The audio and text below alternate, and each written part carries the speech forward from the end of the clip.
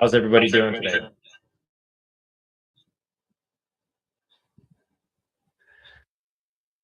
We should have some sound now.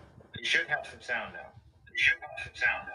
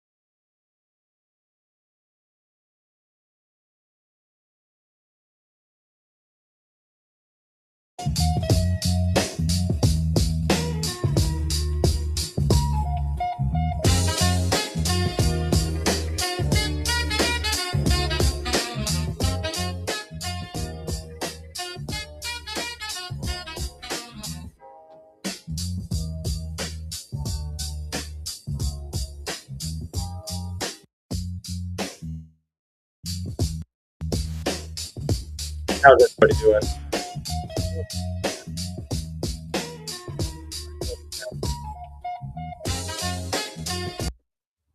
And I'm your host. And we're going to get into today's topics.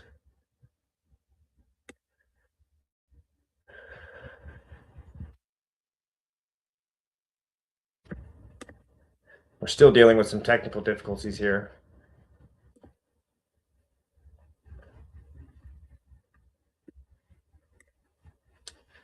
Good evening, ladies and gentlemen. Welcome to the Geyer Show. My name is Geyer, and we're going to get into some topics about Alex Preddy today. We're going to talk about some things going on here in Portland, Oregon, and we're going to talk about the future of our state and well-being, and if we are literally collateral damage to the government. So, as you've seen over the past couple of days, absolute turmoil in Minneapolis, in the state of Minnesota, and there's been a few names on the stage. You know, we've got Renee Good and then Alex Preddy. Alex Preddy is a man who the mainstream media is toting to be a hero, toting to be just a typical protester. Here on the Geyer Show, we don't have any problems with protesting. We think protesting is a fundamental right of our duties as citizens if we believe that our government is performing in any form tyrannical way. And so, that being said, what we have to say about this is we're just going to get right into the video. We're going to get into the video of what happened approximately a week ago, while the mainstream media was toting Alex Preddy to be this hero protester. He was actually interfering with ICE agents before he was unfortunately shot in the streets. So let's just get right into this. Let's watch this video, and then we're going to give your thoughts, what you guys think about this. Was he a typical protester? Was he a peaceful protester? We're going to let you guys decide. So here's the video. This was released today, and it's circling all over the internet. So here at the Geyer Show, we're going to show it to you guys here. This is a moment the news movement filmed on January 13th in Minneapolis, showing a man who appears to be Alex Preddy interacting with federal immigration agents 11 days before Border Patrol shot and killed him. Our footage was analyzed by the BBC, whose facial recognition technology confirmed his identity to a 97% degree of accuracy. On the morning of January 13th, our team received a tip that federal agents were blocking a street at the corner of East 36 and Park Avenue in Minneapolis. We arrived around 10:15 a.m. We saw observers shouting at the agents as they walked back to their vehicles. When they started driving away, the man kicked their taillight. An agent then got out of the vehicle. He's kicking the taillights. Violence. Straight up violence. Grabbed him and pushed him to the ground. We're having some technical difficulties here with my mods. So bear with me, ladies and gentlemen. During the altercation, agents fired tear gas and pepper balls into the crowd. They continued to hold the man down before they retreat, and he walks away.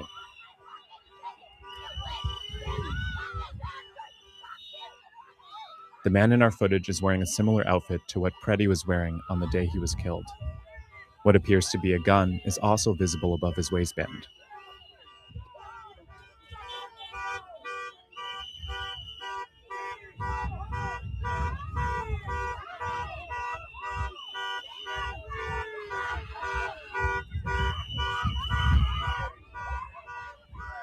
Here, he continues to stand at the scene.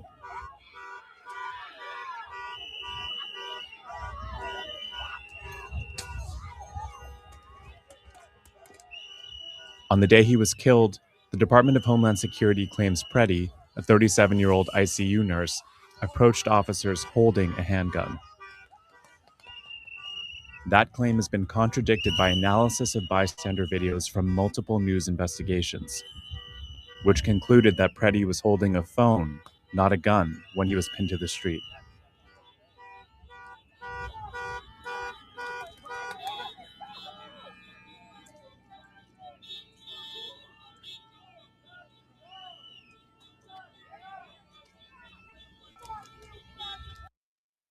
So, that being said, do you still believe he was a peaceful protester? Now, what are these guys? What are these people mad at? What are these people upset with? What are these people upset with? 33,000 arrests. You know, is it just is it really against immigration customs enforcement, or is it just to create violence in the streets? Any link to my Rumble channel if there's one? For some reason, we're having technical difficulties on my Rumble channel. But really, what is it? Is it violence in the streets? Is it legitimate protesting? I mean, it's something that's really got to come to conclusion, ladies and gentlemen, because we're going to see it across to other cities too. If people begin to copycat, I mean, we see it here in Portland all the time. We see it here in Portland all the time. We went down to Eugene just a couple days ago, last night actually, and they were surrounding the Fed building because the federal officers had arrested the protesters. I believe the protesters were vandalizing the building last night, and so that's why they made the arrests. Um, but you know, they they want to talk about tragedy, right? They want to talk about tragedy, and let's talk about a choice. Look at the timeline. 7 days before the world knew the name of Alex Preddy, the cameras were already rolling. We've seen the Discovery video now. It's not a protest. Pretty right there, attacking federal officers. Weapons are clearly visible, clearly brandished, and you got to ask yourself, why wasn't he in zip ties that day?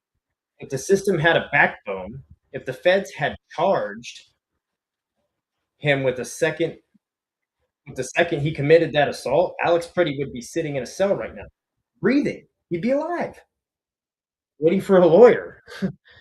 But they let him walk, ladies and gentlemen. They let him walk, and that's the messed up system that we have here put in place.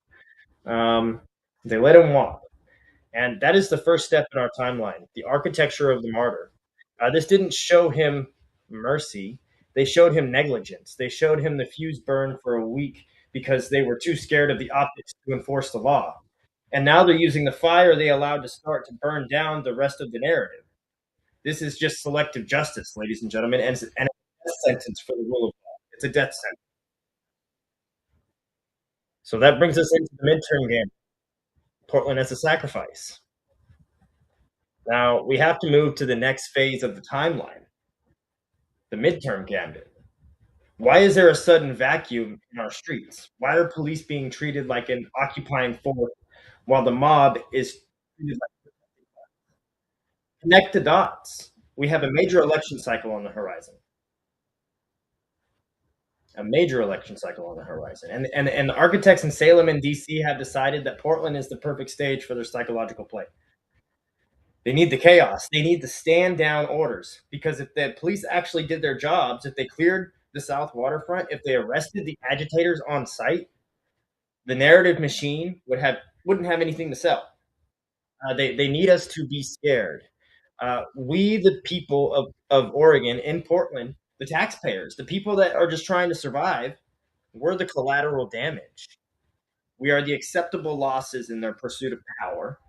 They tie our hands of the badge so that the mob can rule the rules, ensuring that you feel just vulnerable enough to keep voting for the people who broke the city in the first place. Protection racket, plain and simple. So what's the return?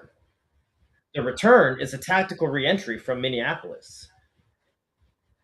So there's phase 3, the return.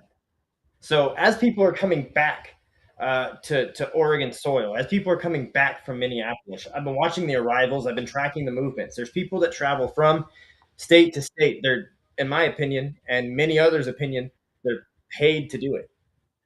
Right? So they're traveling from state to state. So as they come back from Minneapolis to get some rest, they went through the Twin Cities for a masterclass in urban disruption. Minneapolis was the laboratory, and now Portland, I believe, is the next stage. I mean, take a look at what happened over the weekend last weekend, and we're going to dive into that here shortly. We're going to show you some videos of of what scenes we were in front of the Immigration Customs Enforcement facility in the South Waterfront. So they went to Minneapolis. You know, they studied the coordinates. Um, what else did they do?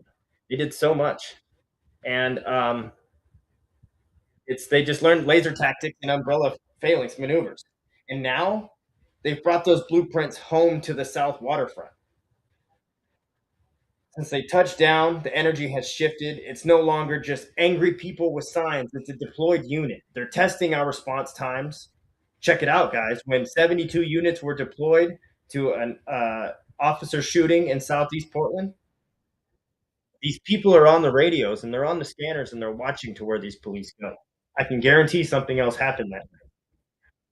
They're testing our response times, like I said. They're probing our psychological weak points. They want to see if our leadership will fold under the same pressure that broke the Midwest. And this isn't a protest, folks. It's an escalation. So that brings us to the new journalism, braving the elements. Braving the elements. It's something that we do on a daily basis every time we go down there. Let's talk about what it actually looks like in this timeline. Big media has big money. They have large cameras, fancy cameramen, and corporate backers make sure that the right stories get published and the wrong ones get buried. They have the insurance, they have the safety. There's us, the face of journalism today that doesn't look like a $2,700 in a studio. It looks like a streamer braving the rain, the sub-zero wind, and the danger of the street. We don't have a corporate credit card. We have the mob, people who don't agree with truth. They destroy our equipment. We have to pay for it. When they smash a lens because they hate what it's seeing, that's a direct hit on the truth. But we keep going, ladies and gentlemen. We keep going. We brave the elements to bring not just America, but the entire world the reality of what's happening. We're the interlopers in their gated community of their narratives. We aren't reporting on the news, we're witnessing the collapse. And no smashed camera is going to stop that unless it's a psychological warfare. Then it can't be physical. And it's the art of deception, the art of doxing. I've been doxed multiple times, and that's the final phase of the timeline, the psychological. The battle for Portland isn't just fought with bricks; it's fought with our data. In this city, if you vote the wrong way, if you stand for the flag or the badge, they don't want to debate. They want to destroy you. Doxing is like the new lynch mob, and yes, I said it. Doxing is like the new lynch mob. They call the ICE agents terrorists and Nazis. They call the independent journalists the terrorists and the Nazis. The one that goes against them, the Nazis. But yet, look exactly what they're doing. They find where you live, they find where you work, and then they try to break your spirit until you're forced into silence. You're going to do it until you're forced into silence. A new type of warfare, ladies and gentlemen. The police are told to stand down. The money is allocated to the black hole um, programs that don't clear a single tip. Cases are thrown out by the DA's office that has forgotten who they work for. Gaslighting an entire citywide scale. They tell you the city is healing while you're stepping over needles. They want you to accept the chaos as the new normal, but they forgot one thing. The truth doesn't have a stand down order. It doesn't have a stand down order.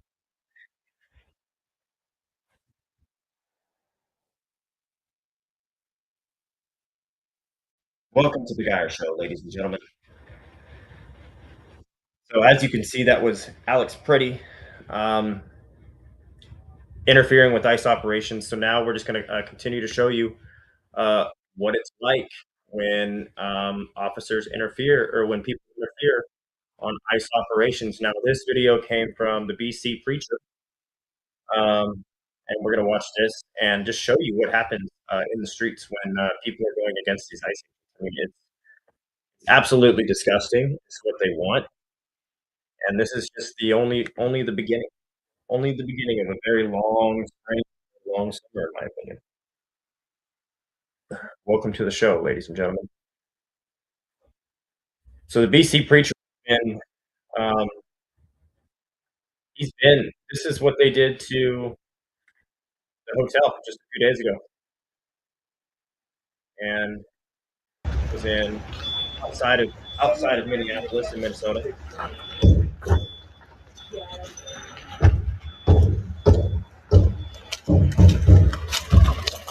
This is how they leave the streets, absolute destruction. I mean, it's very much like what we saw in 2020.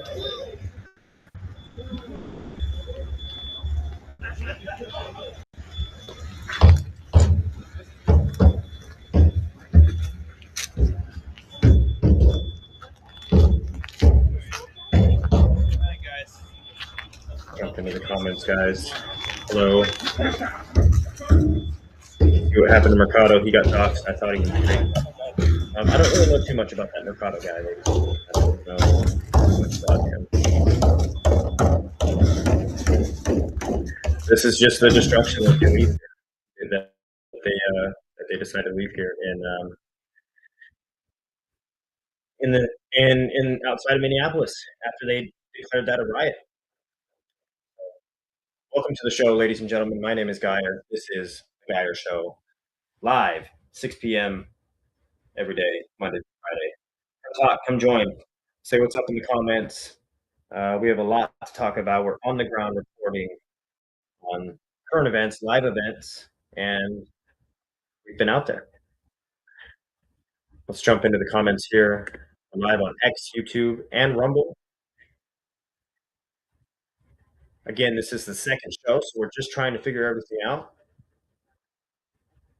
My mods are in here really helping me out, getting things going. Again, we're not in the studio yet, but bear with us. We will be in the studio shortly, and we'll have full production at that point. It's going to be an early show tonight, ladies and gentlemen. We wanted to get that monologue out there. We typed up that monologue earlier today, practiced it, went over it, and decided to give it to you guys. So I'm going to say he got what he deserved. Daylight saying in the comments.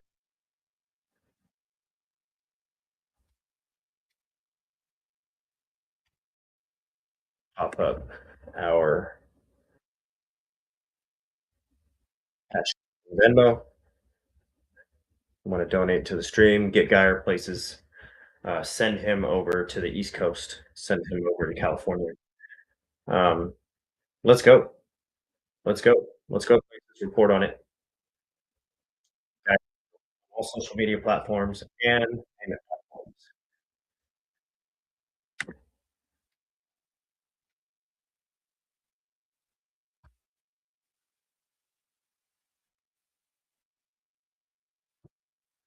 So this right here was the BC preacher in Minneapolis just a few days ago. Now, are we going to see this on the streets in Portland?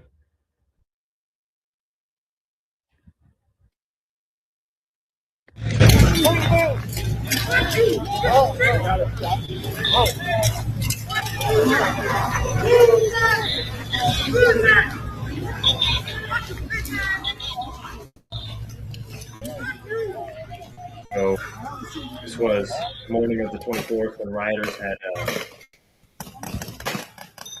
stormed the area of where Freddie was shot. And they declared it an unlawful assembly, and rioters were throwing things back at the federal officers. And tear gas was deployed. Let me tell you, this tear gas is a lot stronger than it was in the summer. And we're going to show you what being inside of it. And you see it from the BC preacher here.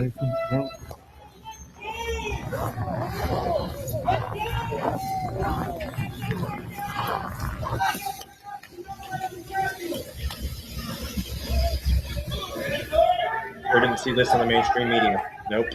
We did not see this on the mainstream media. It was not on the mainstream media because the mainstream media is a part of the mob. We believe it. You believe it. What did you see happen? What happened? Did you smoke from YouTube? You got doxxed. I thought he was great. see what happened to Mikado. He got dropped, but it was great. Again, I don't really follow Mikado too much. Are you talking about that video that they found his house?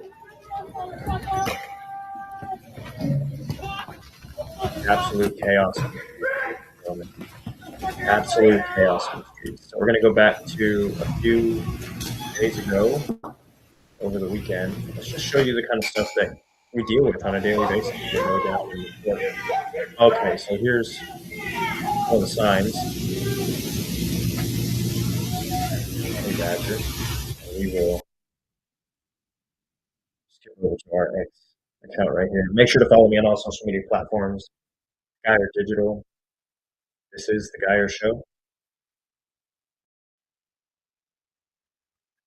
And we want to show you a recap of the night of Friday and Saturday night in Portland, Oregon of last week.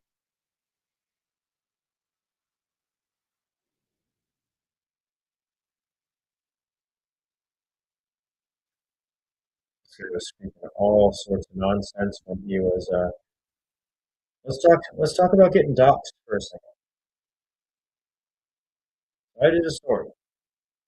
ICE agents are coming in on the streets and kidnapping American citizens. Now, from what I've seen, that is not the case. ICE comes in and they're just upholding the laws that have been in place for over 25 years. Now, we want people to be able to come into this country and live and enjoy the pursuit of happiness with their freedoms. But there are people coming into this country that want to harm the citizens of this country. And that's what I believe ICE is doing. But these students don't believe that's what they are doing. And so we're going to go ask them about that. What's up, everybody? This is Geyer. I'm here with the students of Liberty High School out in Hillsboro, Oregon. What's going on, everybody? How's everybody doing? Good. So they are out here in protest of ICE today. Tell me why you guys are protesting ICE. We can walk. Let's go. Tell me why you guys are protesting ICE. Well, our school hasn't been educating students on ICE. They haven't made any mentions and notice of it, and ICE is getting more and more aggressive, but our school hasn't done anything. So hopefully this So we went to Liberty High School. Let the school kind of start to educate these kids. students. They had no idea what they were talking about. You talk about the aggressiveness that ICE has been getting more and more aggressive. Can you elaborate on that? At middle schools and elementary schools, that's certainly not the case. Do you know what specific? Elementary school? They actually just admitted on when I was on in TV Winter today. Middle School, I saw many ICE vehicles and helicopters roaming that area, and I saw many of them were camping at school to get families. But I went So you saw the UH-60s up above? And those are the helicopters designated. had a conversation with these people. I know. No, BSU. Not elaborate on that. What's BSU? Didn't really go too well Okay. afterwards because I made a post. We talked. All these kids wanted to interview. They wanted to talk about what they felt about ICE and what they were doing in their community. And so we talked to them. We asked them questions. We kind of gave them a little bit of information of what ICE actually does and what type of people they keep out of our country. And some of them agreed with me. I mean, we do not want people coming into this country who want to harm American citizens specifically because of our race, creed, religion, sexual identity, whatever it may be. We don't want that here in America. We have no stance for that. We already have enough of that here, and we're already trying to eliminate that here. And we can't eliminate that here when our judicial systems are just letting people, violent people, crazy people who need help, just walk the streets and roam the streets. If we can't take care of that here within our own police forces, we definitely have a problem with people flooding the country and coming in and doing that. And so that's what I told them. It's like we have Immigration Customs Enforcement agencies. We have Department of Homeland Security. I mean, they're all different agencies, and they all have different outcomes.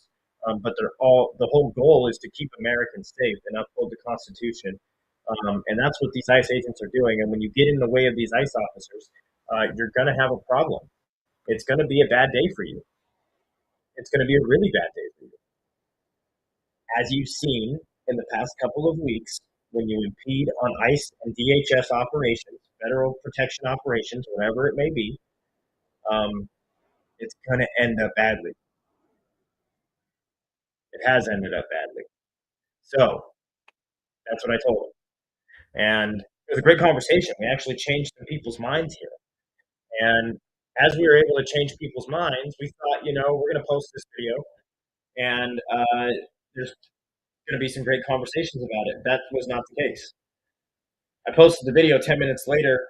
I had death threats on my Instagram page. I had death threats. And so I called the school, and I said, hey, I just did a report at your school, and you guys now have students sending death threats from your facility onto my social media pages. And they said, hey, that's a big problem. And I said, of course it's a big problem. It's a very big problem. So are you guys going to do something about it? Well, let me tell you what they did about it.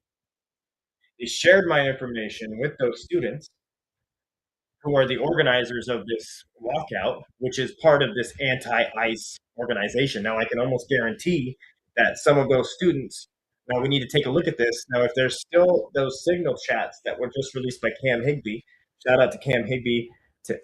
Thank you for doing everything you do, sir. We really appreciate you over here at the Geyer Show.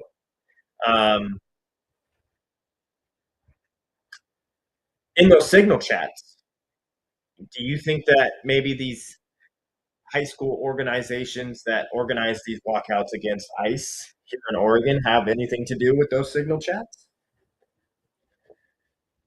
So my phone number was given to those kids, which was given to the parents of those kids. And the parents of those kids are Hispanic gang members. We have all of the documented evidence of them calling me, threatening me, circling my neighborhood, following me, and what I thought was running me off the road. Apparently that's not running me off the road. Yeah, we got doxxed, we got threatened, we got followed by the Liberty High School faculty in Hillsboro, Oregon. They gave my phone number to students, which was then used to dox me, threaten me. They went even to the point, let me tell you how sick and sadistic these people are. They went to the point of where they took a Charlie Kirk. They took a Charlie Kirk, a dead Charlie Kirk head, and they put my head on a dead Charlie Kirk body, and they made an Instagram account from it. And they made a fake Instagram account from it. That's how gross these people are. That's the left, ladies and gentlemen. That's the left. That's your party that runs our state, unfortunately. So my number was then used to dox me, to threaten me, and I got jailed because of it. I got thrown in jail because of it. So we've been doxxed, we've been threatened, we've been assaulted multiple times, we've been attacked, we've been mobbed, we've had stuff thrown on us, we've been spit in the face multiple times, all for reporting on the truth. Now we're not the type of people to go up and shove our cameras in people's faces, but we're going to definitely show you what's going on. And they label me as a Nazi. They label me as all these bad names, and I'm none of those, ladies and gentlemen. I'm not a German socialist worker. I don't believe that you should be killed because of your color of your skin. I don't believe you should be killed for anything in general. You put yourself in those situations. Alex Preddy put himself in that situation. We're going to go back to Renee Good. Now, we just received a new angle of the incident before the officer and I saw her face. Decided to fire his weapon. You guys tell me, this is the angle that we saw. Okay. So this is the angle that we saw. And this is the other angle. That can cause significant damage. I can attest to this. I can attest to being hit like that. I have going about 10 to 15 miles an hour at